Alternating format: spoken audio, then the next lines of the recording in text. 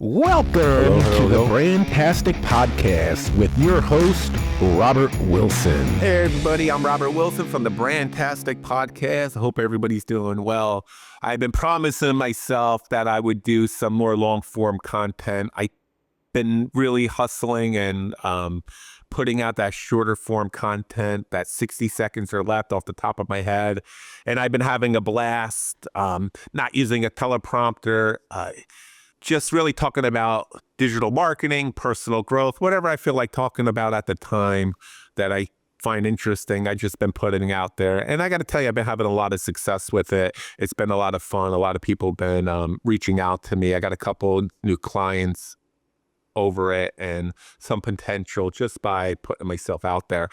And one of the things I want to talk about today, which is really interesting, and it only happens probably once a year for me, or not even really. And I often see it coming, and it's really interesting. There's a certain type of person that when they hire me, or when they hire me, that they're very enthusiastic. They know what they should be doing. They know that they should be working on their personal brand. They know that they should be in front of the camera just like this more. They agree with me 100%. But often these people are this type of person that I'm talking about. They are uncomfortable with it. It's not their comfort zone, which I totally understand.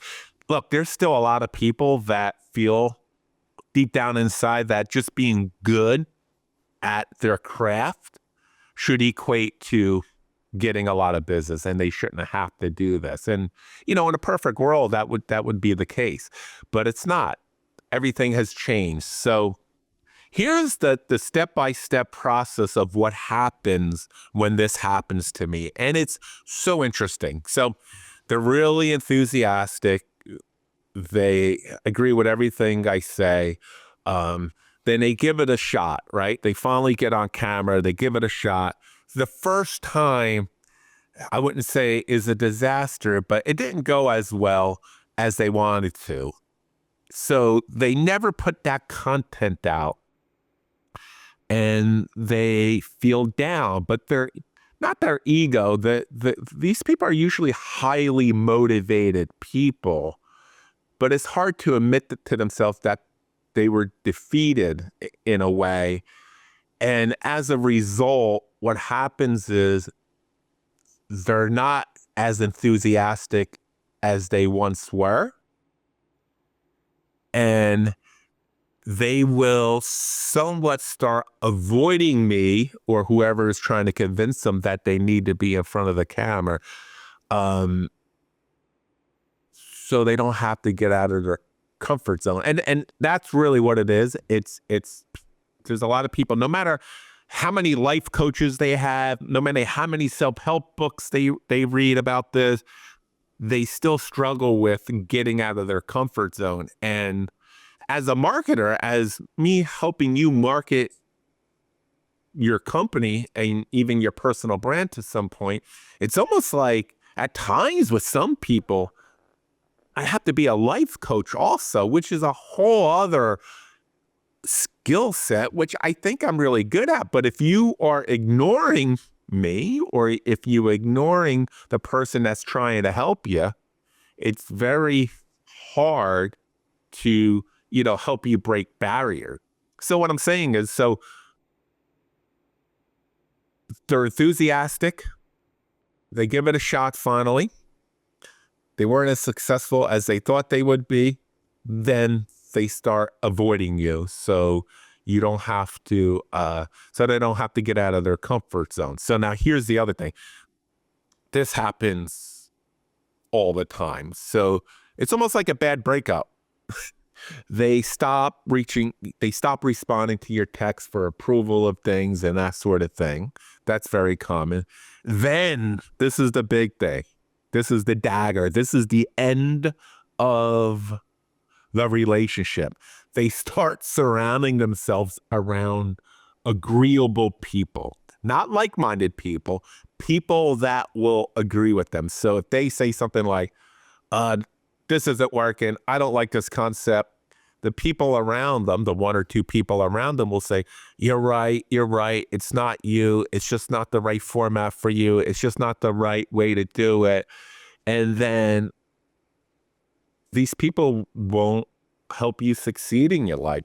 At some point you got to trust the process. And if you have the type of business where you're going from marketer to marketer to marketer and nothing seems to be working, at some point you have to say, hey, maybe it's me.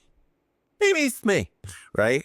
And once you start surrounding yourself around those agreeable people, because they're only agreeing with you because they don't want to get fired.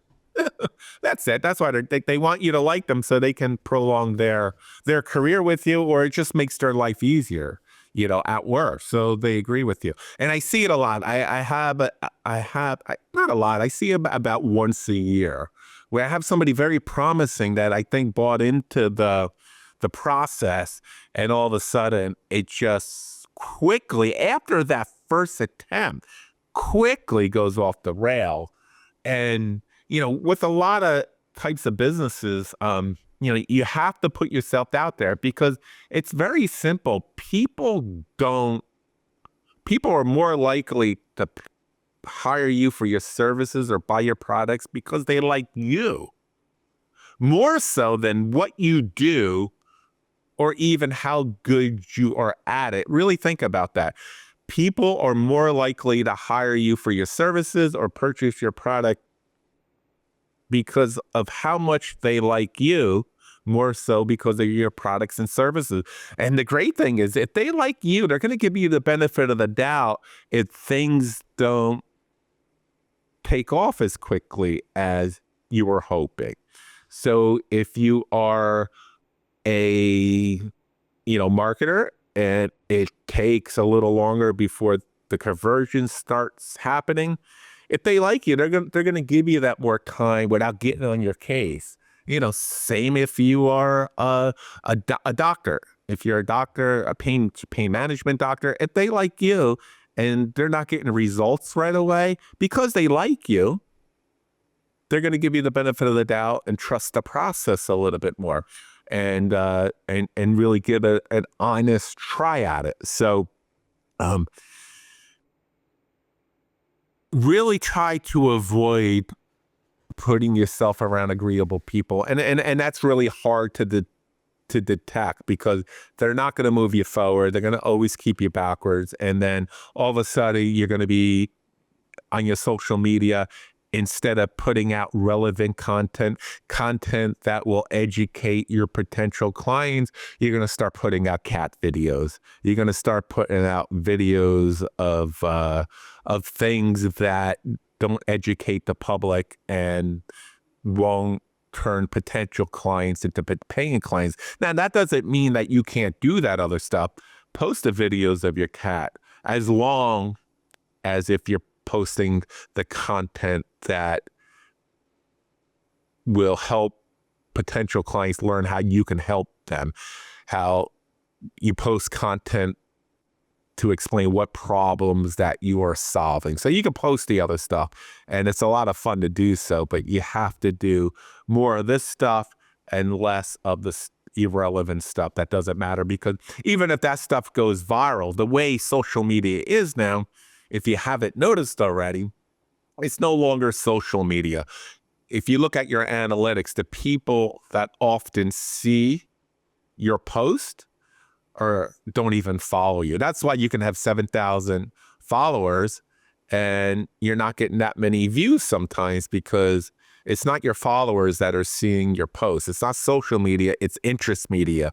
It's people that are interested in what you're talking about. So if you're talking about self-help, if you're talking about depression, the algorithm will find people who are interested in those topics. If you're talking about sports, even if you have a marketing page, if I'm talking about the Giants, it'll find people who are interested in the subject. That's why when you look at your analytics now, if you don't, you should be, that 90% of the viewers are non-followers and only 10% of your followers are are seeing your daily content, which is fascinating because it's interest media now. It is not social media, if you haven't figured that out already, which is great.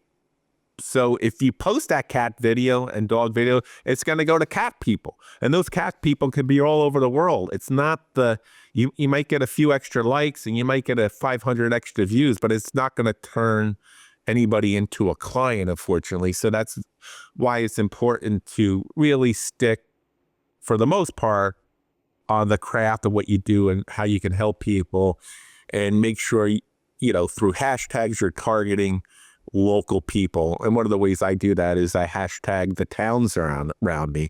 I hashtag the service areas around me. And that helps the algorithm understand, okay, he wants people in Freehold, Colts Neck, Marlboro, Manalapan, Spring Lake.